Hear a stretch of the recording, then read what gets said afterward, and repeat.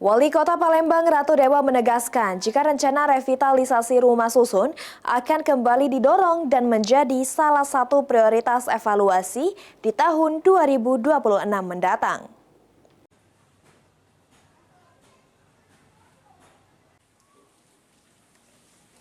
Tanggapi keinginan warga untuk revitalisasi rumah susun di kawasan 24 hingga 26 Ilir, belum pernah tersentuh perbaikan sejak pertama kali dibangun pada tahun 1985. Ditemui pada Selasa 30 Desember, Wali Kota Palembang Ratu Dewa mengakui jika rencana revitalisasi rumah susun yang dikelola Perumnas sudah relatif lama dan sudah dibahas dengan kementerian. Revitalisasi rumah susun menjadi catatan pemerintah kota, terlebih rumah susun yang kini kian memperhatikan kondisinya berada di pusat kota dan mengganggu estetika kota. Wali Kota Palembang menegaskan rencana revitalisasi rumah susun akan kembali didorong dan dievaluasi di tahun 2026.